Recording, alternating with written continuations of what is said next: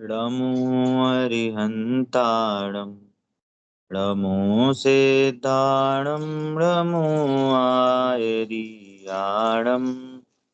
णमो उवज्जायाणं णमो लोये सौसाहूढम्।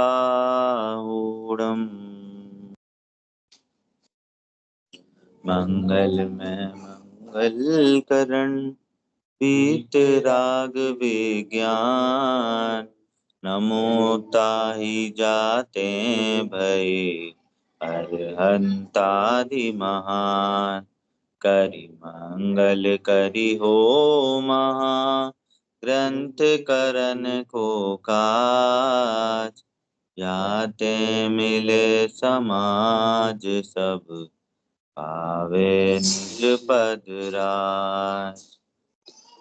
और तीसरे अधिकार का मंगलाचरण।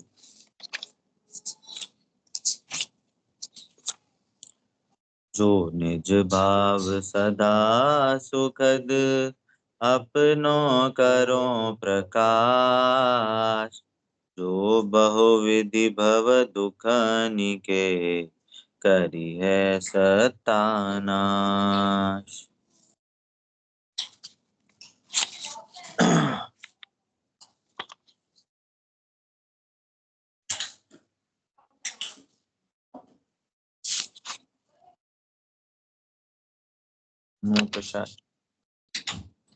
अंतराय कर्म भी हो गया था, वेदनी कर्म का चल रहा था।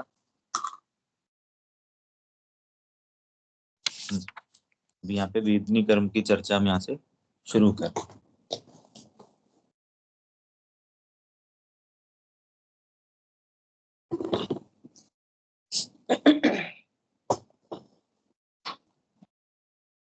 जय जिनेन्द्र सभी को।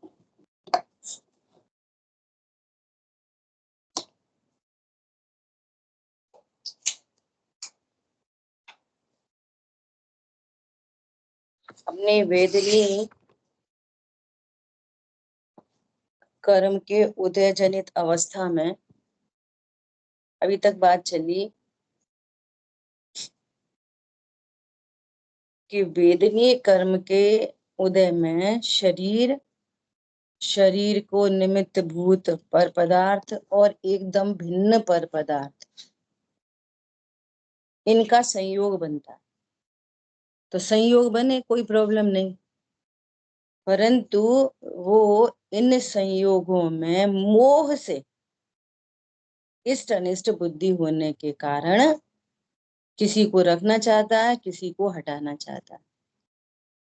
अब वो कह रहे हैं कि तुम्हारे रखने से रखते नहीं, हटाने से हटते नहीं। और कोई संयोग रह भी जाए, बना भी रहे, तो अनेक प्रकार की और इच्छाएं उत्पन्न होती हैं, उसी को अन्य प्रकार से भोगने की इच्छा। तो निरंतर इच्छा बनी रहती है, निरंतर। वस्तु कदाचित मिल भी जाए उस संबंधी, तो मिलने से कोई सुख तो है नहीं, लेकिन अज्ञानी की तरफ से बात कर रहे हैं कि मिल भी जाए तो भी उसको अनेक अनेक प्रकार से भोगने की इच्छा होती है। अब भोग ले तो अन्य वस्तु को भोगने की इच्छा होती है। तो मूल में ये इच्छा ही दुख है। इतनी बात यहाँ पे हुई है, ठीक है। देखो अभी अपनी कल कहाँ तक चर्चा हो गई थी?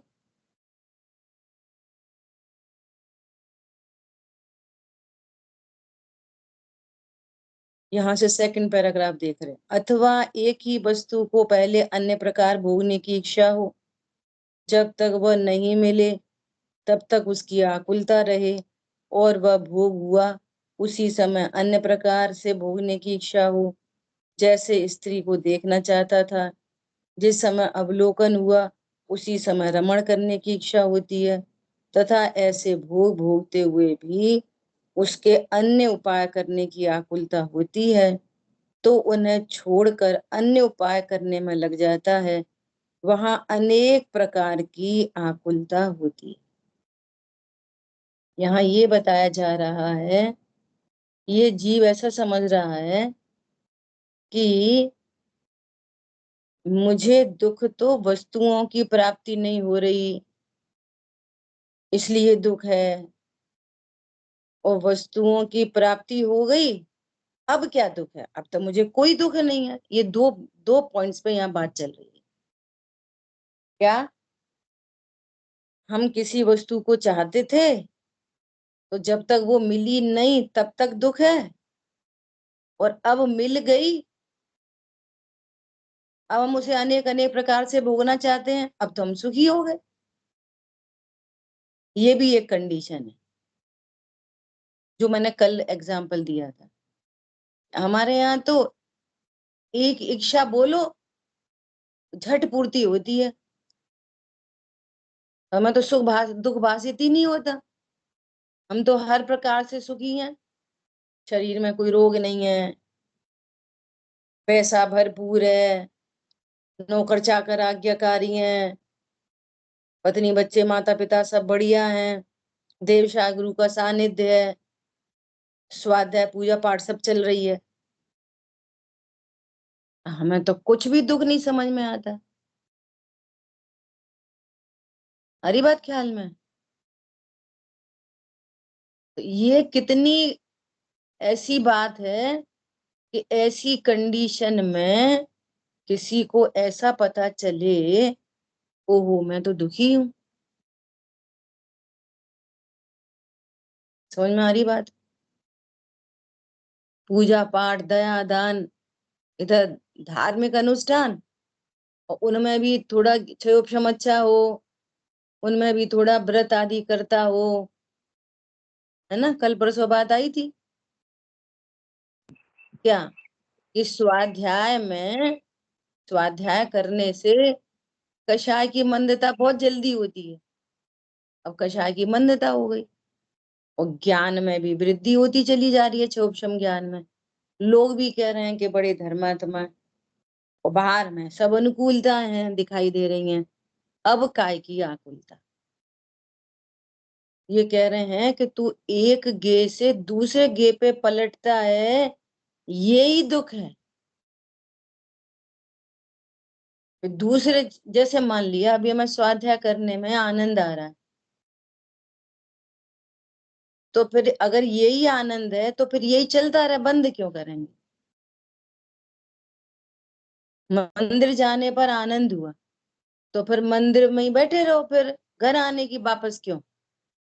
वहां तो आनंद था ना, आनंद आ रहा था ना, हमें तो सुख चाहिए था, तो सुख मिल गया।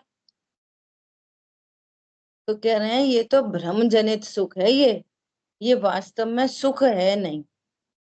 अब इस बात को स्वीकार करना सचमुच में अनंत पुरुषार्थ है। अभी कोई दुख लग रहा है? नहीं लग रहा है? बोलो, अभी की बात करो।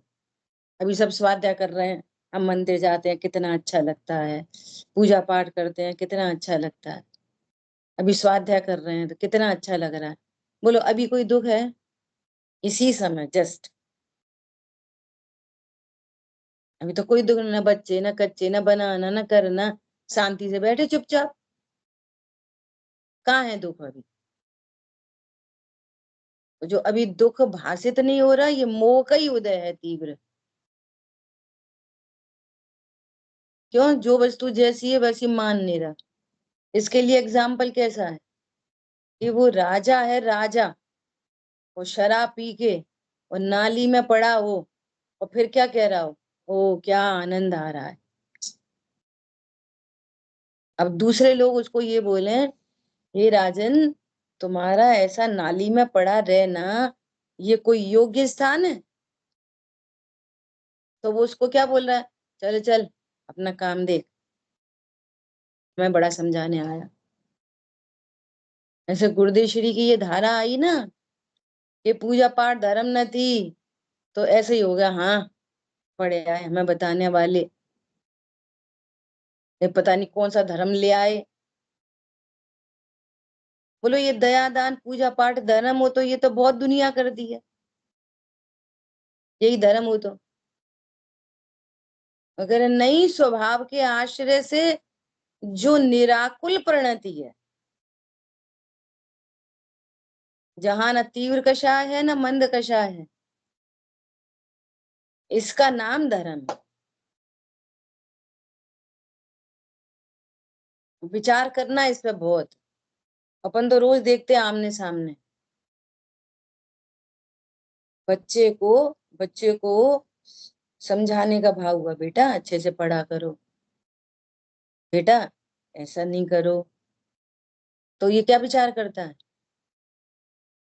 कि आप क्यों क्यों कहते हो, उन्हें देखो न करने दो। अरे इसमें क्या कषाय है, इसमें क्या कोई अकेली क्रोध कषाय होती है बस। जोर से चिल्ला के बात कर दिया, गुस्सा आ गया, यही कषाय है। मान मायाचारी लोभ, अंदर अंदर में लोभ चल रहा है, मायाचारी चल रही है और बाहर में प्रकट नहीं दिखाई दे रही, तो ये काय की कषाय है। समझ आई बात। और हम तो भैया उनका हित चाह रहे हैं, हम कहाँ कषाय कर रहे हैं। मंद कषाय को कषाय डिफाइन करना कितनी बड़ी बात है। इसमें क्या कषाय, हम तो उनके भले की ही कह रहे हैं, इसमें क्या कषाय है। तो ये वीतरागता है। मतलब जगत को अभी ये बात पता नहीं है। कल भी मैंने बोला था कि कोई एक ऐसी भी दुनिया है जहां कषाय की उत्पत्ति नहीं होती, जहां कोई पर लक्ष्य ही नहीं होता, अपने स्वभाव में ही मस्त है। ये है असली आनंद। अब इस बात की स्वीकृति अपनी परिणति में हो कि ये जो मुझे परलक्ष्य हो रहा है, भले दयादान का भाव उत्पन्न हो रहा है, ये भी कषाय है। दयादान का परिणाम भी क्या है, कषाय है, मंद कषाय है, तीव्रता मंदता।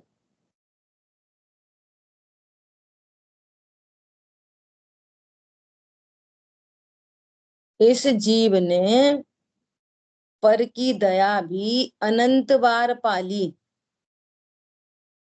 और ग्रीवक तक चला गया और कुछ काम नहीं बना।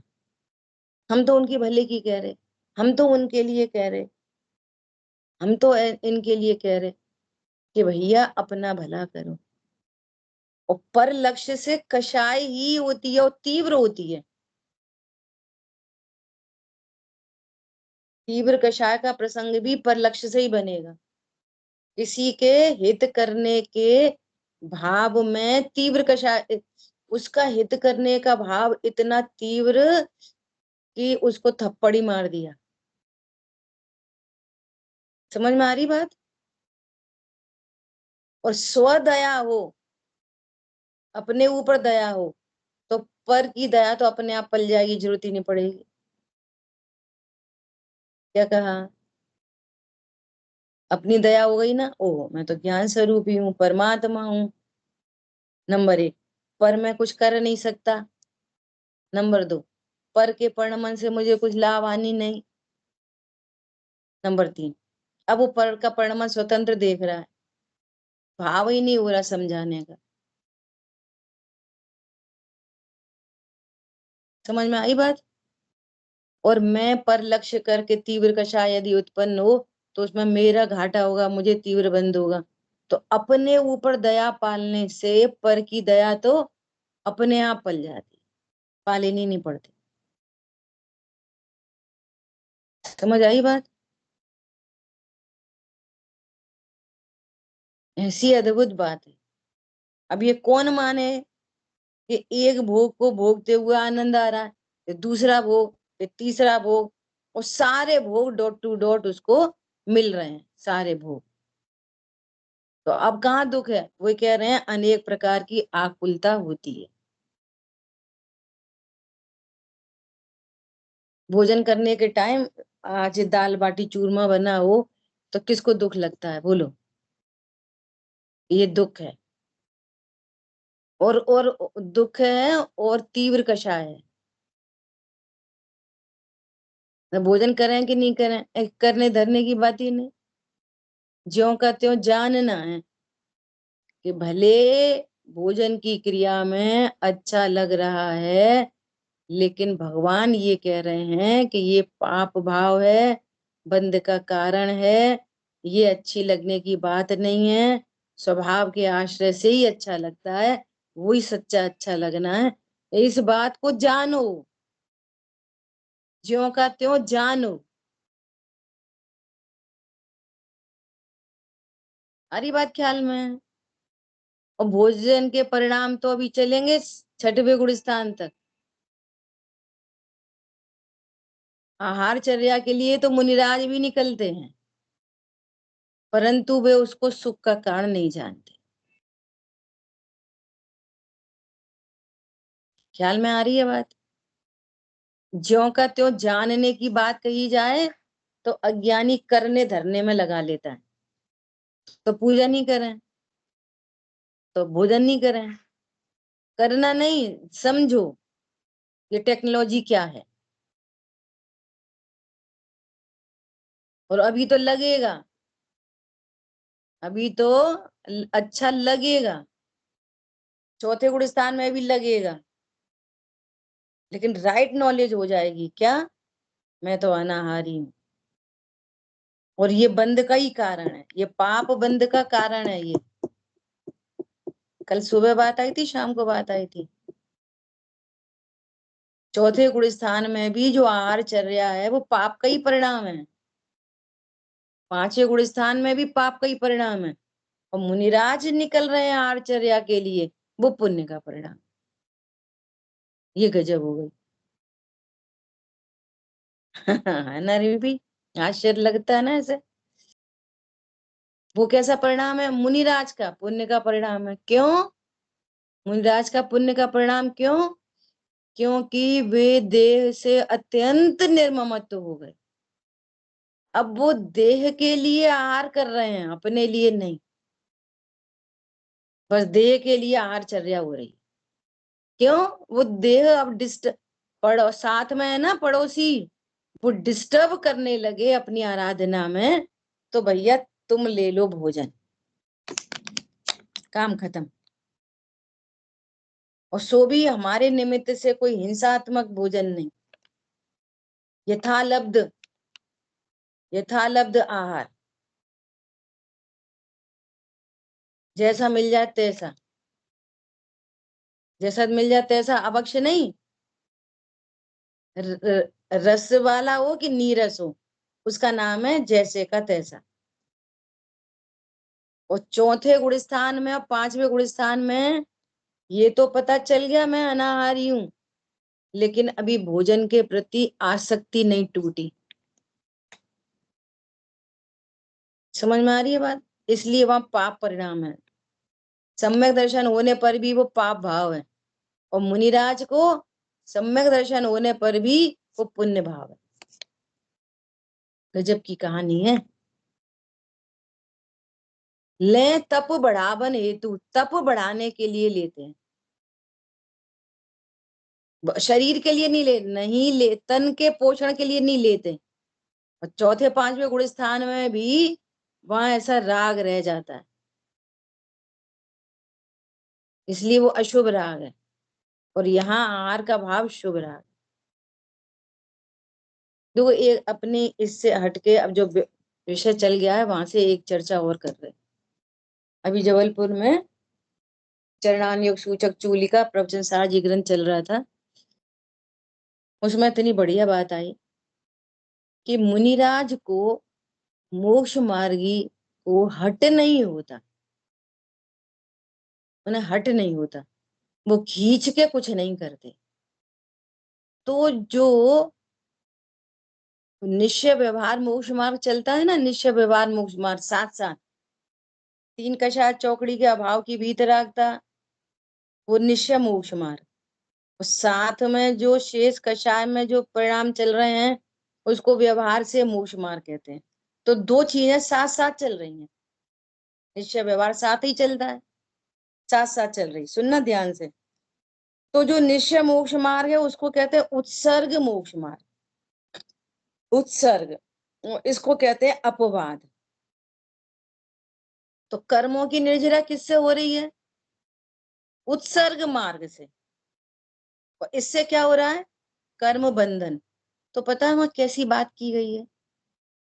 ऐसी बात की गई है कि कोई मुनि ऐसा जानकर कि मुझे कर्मों की निर्जरा तो उत्सर्ग मार्ग से होगी, ध्यान से होगी, स्वभाव के आश्रय से होगी, तो मैं व्यवहार मोक्ष मार्ग को छोड़ता हूं, मुझे आहारचर्या आदि के लिए कुछ नहीं जाना, मैं तो बस अनुभूति में ही रहूंगा। और ऐसा जानकर शरीर की उपेक्षा करे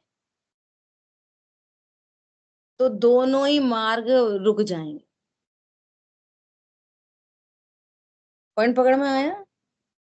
क्यों तुम शरीर की इतनी उपेक्षा कर दोगे और भूख प्यास से शरीर ही नहीं चलेगा, परिणाम फिर उधर ही चले जाएंगे और तुम्हारा गुण स्थान गिर जाएगा। इतना सुव्यवस्थित मार्ग। और कोई ऐसा कहे, उसमें दूसरी जगह कहा कि ये जो जो ये अपवाद मार्ग है ना, इससे अल्प लेप होता है, अल्प कर्मों का बंध होता है। ऐसा जानकर कोई ऐसा कहे कि अरे थोड़ा ही तो लेप होता है, अल्प लेप ही तो होता है, कर लेंगे निश्चय मोक्ष मार्ग बाद में, चलो भैया अभी तो अपन व्यवहार मार्ग में ही लगते हैं, तो भी तेरा गुण स्थान गिर जाए। पॉइंट समझ में आया? कितनी गजब की बात है। यदि तुम इसका पक्ष करोगे, अरे अल्प लेप होता है व्यवहार से, तो उसमें लिखा अल्प लेप होता है। अल्प लेप का मतलब कि अनंतानुबंधी अप्रत्येकान प्रत्येकान नहीं बंधते, संजुलन बंधती है अकेली, अल्प।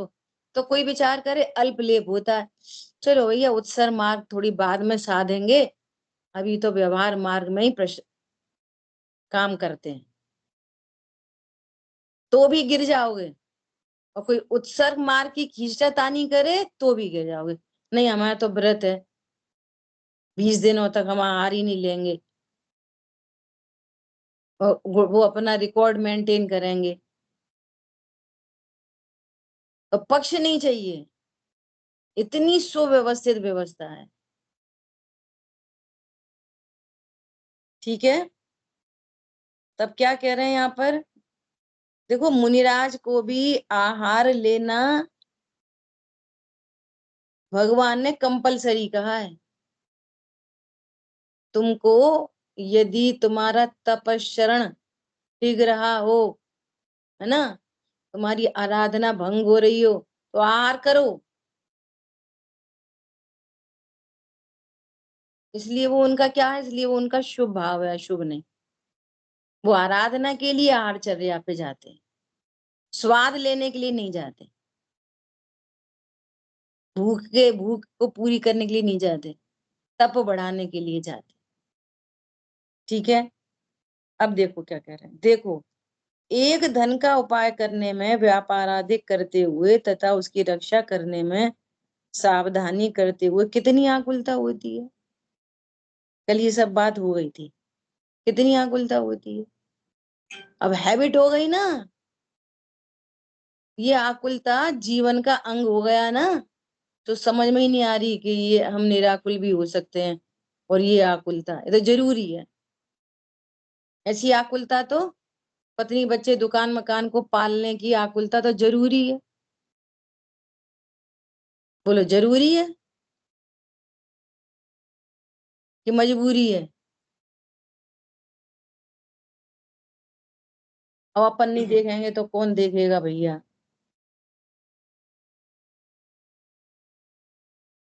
दिन भर थके, हैरान हो, परेशान हो, अब ये तो जरूरी है। वो अंग बना लिया आकुलता को, अपन ने जीवन का अंग बन गया।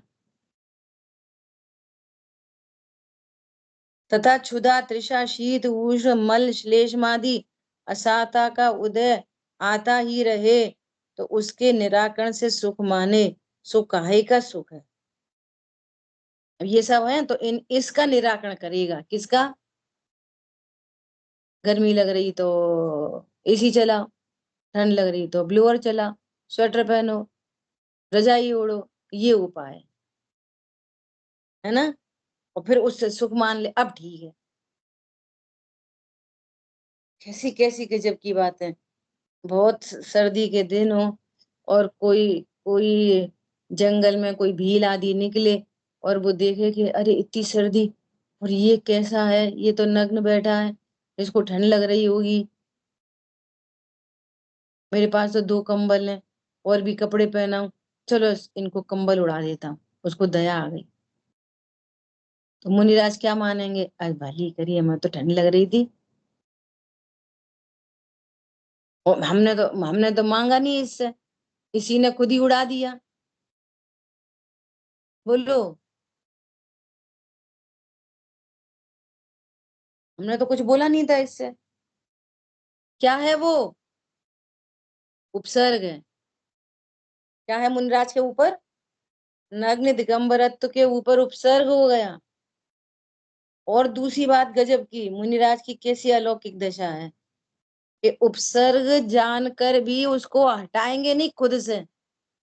कोई क्या कहेगा, कल सब लोकसभा में लोग आएंगे, सब कल दर्शन करने आएंगे, वे क्या सोचेंगे कि मुनिराज रात भर कंबल ओढ़े रहे, इनने जुगाड़ बना ली। कोई हमारे बारे में क्या सोचेगा, चलो भैया दूर फेंको, उसी को बोले ए तूने ये क्या उड़ा दिया, हम कोई कंबल ओढ़ते हैं। ना उससे हटवाएंगे ना खुद हटाएंगे। बोलो कितने निरपेक्ष जीवन है, सोच सकते हैं अपन। कह रहे काय का सुख, कंबल डलने पर उन्हें सुख होगा कि नहीं होगा।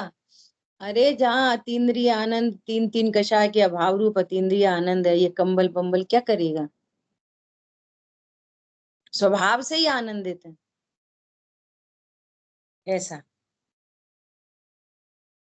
यह तो रोग का प्रतिकार है, जब तक क्षुधादि रहें तब तक उनको मिटाने की इच्छा से आकुलता होती है।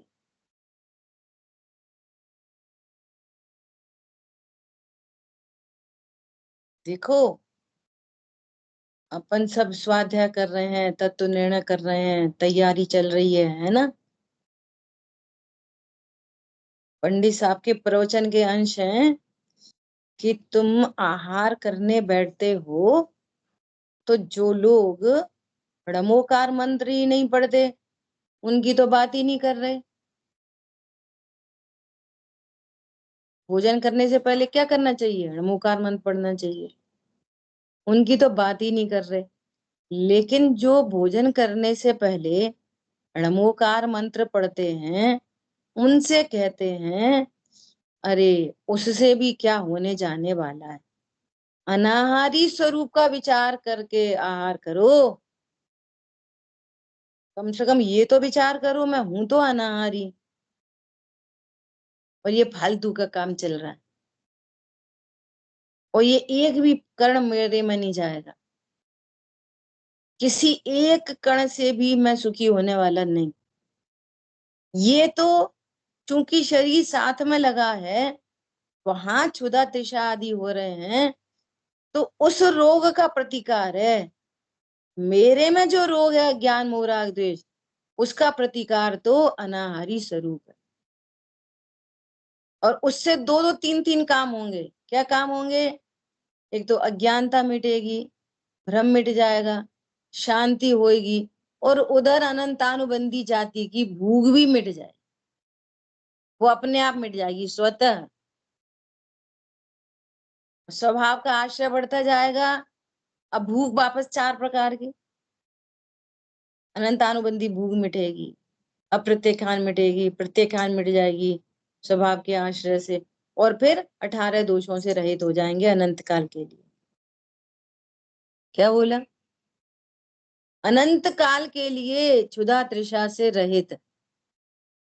और जब तक परम उदारी देह में विराजमान रहेंगे, आयु भले ही लाखों वर्षों की हो, एक कण का इस्तेमाल नहीं होगा देह में भी। अगर सिद्ध भगवान को तो भूख ही नहीं लगेगी। अरे अनंत भगवान भी जब तक देह में विराजमान है तब तक कोई क्षुधा तृषा का काम नहीं। तो परमानेंट सोल्यूशन क्या है? अपने स्वरूप का आश्रय होना। ये भोजन ये भोजन कोई भूख मिटाने का उपाय नहीं है। हरी बात ख्याल में? ऐसा कह रहे हैं यहाँ पे, जब तक क्षुधा आदि रहे तब तक उनको मिटाने की इच्छा से आकुलता होती है। वह मिटे तब कोई अन्य इच्छा उत्पन्न हो, उसकी आकुलता होती है। और फिर क्षुधा अधिक हो तब उनकी आकुलता हो आती है, फिर हो जाती है।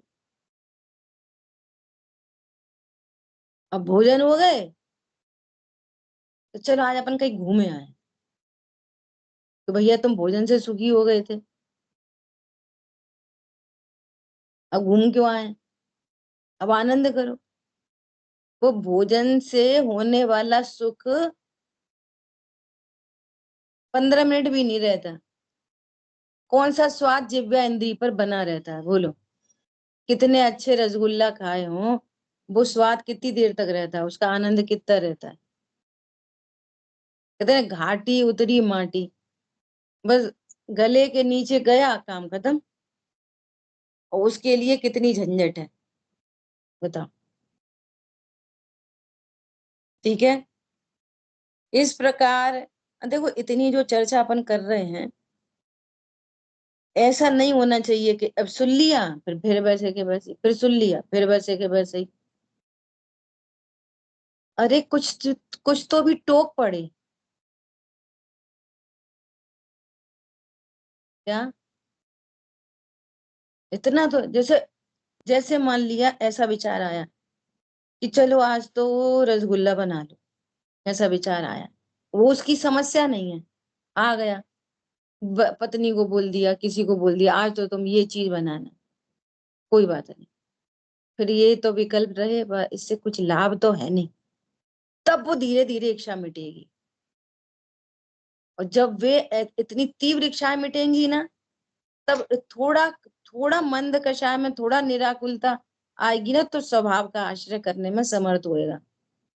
मोटी मोटी छटनी हो जाए, जिसको अपन कहते हैं ना, मोटी मोटी छटनी हो जाए, अब अच्छे से डिजाइन बने बढ़िया।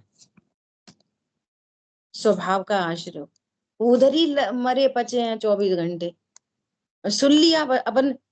बहुत लोग ऐसा समझते हैं कि हम स्वाध्याय में बैठते हैं, मतलब बहुत कुछ है, इससे ज्यादा और क्या करें। बैठते तो और रोज स्वाध्याय सुनते तो हैं, हम पाठ करते हैं शाम को, रोज पाठ करते तो हैं, और कषाय एज इट इज चल रही है। वो थोड़ी तीव्र मंद हो जाएगी, लेकिन स्वभाव के आश्रय का तो कोई विचार भी नहीं है। आई बात ख्याल में? ऐसा टोक पड़ती है, अरे भाव आएगा चलो एक साड़ी और ले लें, फिर टोक पड़ेगी कि इससे होने जाना क्या है, ये और खा लें, इससे होने जाना क्या है। अरे देखो, अब पता चलती है, क्या पता चलती है? कि मेरी सत्ता में अभी ऐसे ऐसे कर्म की सत्ता विद्यमान है। ये स्वभाव तो है नहीं। भोजन करना, शॉपिंग करना, खरीद करना, ये करना वो करना, ये स्वभाव तो है नहीं। इसका मतलब ऐसी सत्ता कर्मों की विद्यमान है, और इनका अभाव कब होगा? स्वभाव के आश्रय से। और ये दुख है, ये निर्णय करो, ये दुख है। क्या है ये सब? शॉपिंग करना सुख है कि दुख? भोजन सुख है कि दुख?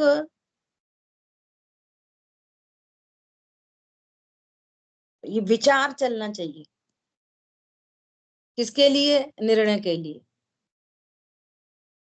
ऐसा वो सॉफ्टवेयर डेवलप होता रहे, तो वहां से ब्लिंकिंग होती रहेगी, अरे ये तो दुख है, अरे ये सुखी होने का उपाय नहीं है। जैसे मोबाइल पे वो कुछ कुछ ऐड आते हैं ना, वो ऐसे ऐसे करते रहते हैं ऐड, ऐसी ज्ञान में आत्मा के ऐड आते रहे। क्या बोला? समझ आई बात? ऐसा नहीं, मैं तो अनाहारी हूँ, नहीं मैं तो स्वयं सुखमयी हूँ, ऐसा। अब वो उपत के नहीं, निर्णय होगा तो वो चलता है। पूर्व में अभ्यास करो, ऐसा उपदेश दिया जाता है। ठीक है। इस प्रकार इसके उपाय करते हुए कदाचित असाता मिटकर साता हो, वहां भी आकुलता बनी ही रहती है, इसलिए दुख ही रहता है। क्या बोला? असाता मिटकर साता हो जाती है, फिर आकुलता तो बनी रही ना। कितनी जीव राशि है, अपन तो औरों की बात छोड़ो, अभी जैनों में भी जो ये प्रश्न पूछा गया था ना, ये प्रश्न कोई बिना स्वाध्याय ने नहीं पूछा था, परसों के स्वाध्याय वाली का प्रश्न था।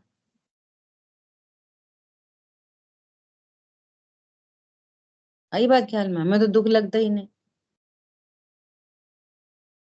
ऐसा। तथा ऐसे भी रहना तो होता नहीं, उपाय करते करते ही अपने को असाता का उदय ऐसा आए कि उसका कुछ उपाय बन नहीं सके और उसकी पीड़ा हो सही न जाए, तब उसकी आकुलता से विवल हो जाए, वहां महा दुखी होता है। कभी तो असाता मिट के साता में बदल जाती है ना, तो वो अपने को सुख जैसा मानता है, पर आकुलता तो बनी रहती है, सुखी तो हुआ नहीं। और कभी ऐसा होता है कि असाता का उदय आए तो वो मिटे ही नहीं, और असाता चलती ही रहे, चलती ही रहे, चलती ही रहे, चलती रहे, तो महाव्याकुल होता है। देखो, अब उसी कंडीशन में ये व्याकुल क्यों हो रहा है? मोह के उदय से। असाता से तो दुखी हो नहीं रहा, पहले ही कह दी। मोह के उदय से अनिष्ट बुद्धि चल रही है। उदय है असाता का, और मोह के उदय से अनिष्ट बुद्धि, और फिर असाता को दूर करने का उपाय ये चारित्र मोह, दर्शन मोह चारित्र मोह। तो दुख हो रहा है दर्शन मोह चारित्र मोह से, असाता से तो दुख है ही नहीं। आगे बहुत अच्छा एग्जाम्पल देंगे। असाता से तो दुख हुआ नहीं, दुख किससे चल रहा है? दर्शन मोह और चारित्र मोह। उसमें अनिष्ट बुद्धि और दूर करने की इच्छा, अनिष्ट बुद्धि मिथ्यात्व दूर करने की इच्छा, वो राग द्वेष चारित्र मोह। पकड़ में आ रही बात? तो क्या कह रहे हैं, ये उपाय तो उसके पास है नहीं, वो करता नहीं, तो फिर क्या होता है? उसके हाथ में कुछ बन ही नहीं रहा। उन्हीं कंडीशन में तत्व निर्णय हो, स्वभाव का आश्रय करे, तो उसी असाता के बीच में सुखी हो जाए। क्या कहा? सिर पर सीढ़ी जल रही है और छपक श्रेणी आरोहण हो रहे हैं, भगवान बन गए, भगवान बन गए। यहाँ तो स्वाध्याय सम्यक दर्शन की बात कर रहे हैं। भैया ऐसे असाता में स्वाध्याय कैसे करें, ऐसी असाता में सम्यक दर्शन कैसे ले लें? तो तू तो साता में भी नहीं ले पाएगा, तो असाता में भी नहीं ले पाएगा। साता आएगी तो पागल हो जाएगा, और असाता आएगी तो फिर व्याकुल हो जाएगा। समझ में आई बात? और तत्व निर्णय वाला साता के उदय को कैश करेगा, ये एक बहुत बड़ी गजब की बात है। मुसलमानों ने लिख दिया, क्या लिख दिया? जो सुख में सुमिरन करे तो दुख काहे को होए। शांति के काल में ही तत्व ज्ञान के वृक्ष पर आनंद के फल लगते हैं। जब असाता के उदय होंगे ना, तब बहुत मुश्किल पड़ेगी, उपयोग नहीं हटता वहां से। इसलिए जब शांति हो ना, तब तत्व ज्ञान कर लेना चाहिए। और शांति में पागल हो रखे, हमसे ज्यादा समझदार कौन है? कोई उपदेश दे तो तुम अपनी देखो।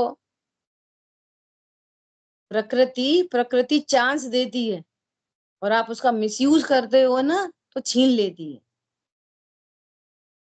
फिर हाय तौबा के अलावा कुछ नहीं बचता, फिर महाव्याकुल होता है। यहाँ तो स्वाध्याय सम्यक दर्शन की टफ पड़ रहा है, मुश्किल पड़ रही है। वे तो सिर पे सिगड़ी चलते हुए केवल ज्ञान ले लें, बोलो। तो यदि असाता रोक ले तो केवल ज्ञान कैसे होता? असाता अत्यंत भिन्न है, इसलिए तो केवल ज्ञान ले लिया। क्या कहा? जो असाता है वो मेरे द्रव्य गुण पर्याय में कुछ नहीं कर रही थी, इसलिए तो भेदी केवल ज्ञान ले लिया।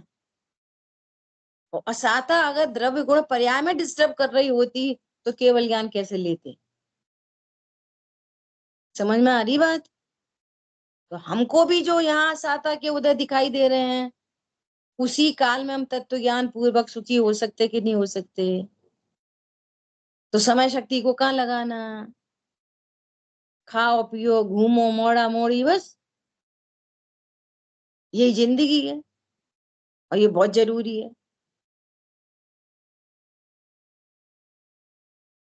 विचार करना बहुत। सो इस संसार में साता का उदय तो, सुनो भैया सुनो सुनो, सो इस संसार में साता का उदय तो किसी पुण्यवान के होता है, सबको नहीं होता। तुम समझ रहे हो क्या बोला? सो साता का के सो इस संसार में साता का उदय तो किसी पुण्य के उदय से किसी के कदाचित ही पाया जाता है। बोलो, सर्व अनुकूलता किसको मिलती है? सर्व अनुकूलता किसको मिलती है? किसी को नहीं मिलती। देखो, 6 खंड के अधिपति भरत चक्रवर्ती है ना, वो बाहुबली ने मना ही कर दी ना, सारा मान भंग हो गया। उन्होंने बोला हम क्यों तुम्हारे अधीन होंगे। सर्व अनुकूलता नहीं हुई ना, एक तो विरोधी रह ही गया ना, अपना भाई सगा। वो कहानी जो भी है वो समझना, अपन तो यहाँ उसको कैसे यूज कर रहे हैं वो देखना। 6 खंड नतमस्तक हो गया, लेकिन एक राज्य तो रह ही गया ना। वो चक्र एंटर हुआ नहीं ना आखिर। तो अनुकूलता तो किसी के नहीं होती। तुम चक्रवर्ती तो नहीं हो, त्रिखंडाधिपति भी नहीं हो, एक खंड के अधिपति भी नहीं हो, एक देश के अधिपति भी नहीं हो, फिर क्या हो? कौन सी भूल में जी रहे? बोलो, नरेंद्र मोदी को कोई नहीं छोड़ता।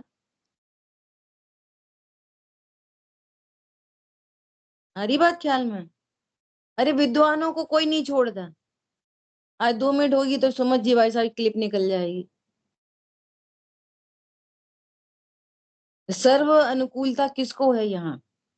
और सो भी गिरता पंचम काल। देखो, पंचम काल में यदि ऐसी वाली अनुकूलता है ना थोड़ी सी, तो अपना महाभाग्य समझना। थोड़ी सी भी अनुकूलता है यदि पत्नी बच्चे दुकान मकान पैसा आदि की, तो उसको महान पुण्य का उदय समझना इस पंचम काल में। और आप पंचम काल में इसका दुरुपयोग करोगे ना, तो समझना बहुत निकृष्ट जगह पहुंचोगे, गारंटी है ये, गारंटी है इस बात की, करणान योग से। और इस पंचम काल में प्रद्युम्न भाई साहब ने एक बार बोला था, उनका B12 कम हो गया था और वो एक मंजिल से गिर गए थे, चक्कर आ गए थे उनको। तो उनका पूरे हड्डी बड्डी टूट गई थी, थोड़ी ज्यादा ही समस्या आ गई थी। और कमर से नीचे का पूरा पोर्शन सेंसेशन खत्म हो गया था। अभी भी उन्हें समस्या है ना। तो जब उनका सब ट्रीटमेंट वगैरह हो गया, उसके बाद जैसे वो होश में आए तो उनके मुंह से एक ही बात निकली, या बाद में 2-4-6 दिन बाद जब थोड़ा पेन वगैरह कम हुआ, हफ्ते 10 दिन के बाद, तो उन्होंने एक बात कही। क्या कही? इस पंचम काल में आराधना के ऐसे ही अवसर मिलेंगे। ये शब्द थे उनके। क्या? स्वस्थ रहेंगे तो भैया ऑफिस जाओ, काम करो, मंदिर जाओ, पूजा करो, फलाना करो, ढिकाना करो। अब क्या, बिस्तर पे पड़े हैं 2-4 महीने, आराधना करो, बढ़िया। देखो उसी कंडीशन को आप निगेटिव थॉट से उसको कचरा करो, और पॉजिटिव थॉट से उसी में आनंदित रह सकते हो। वो ये बोली, मुझे तो आराधना का अवसर मिला है इसी प्रकार। और यहाँ तो अनुकूलता में आराधना का अवसर नहीं निकाल रहे। हरी बात ख्याल में। और बस वे सामायिक स्वाध्याय करते रहते, खुद उठ के नहीं पढ़ पाते, गंदे बिस्तरों में रहते। तो पुण्य का उदय तीव्र था, तो साधर्मी घेरे ही रहते थे उनको। दिल्ली में ही एडमिट थे, साधर्मियों ने इतनी सेवा की उनकी, कोई घर का कौन करेगा। हरी बात ख्याल में। विचार करो, इतना पुण्य का उदय हम लेके बैठे कि नहीं बैठे। सो कह रहे हैं कि सर्व अनुकूलता किसी को नहीं होती। बहुत जीवों के बहुत काल असाता का ही उदय रहता है, इसलिए उपाय इसलिए उपाय करता है वे झूठे।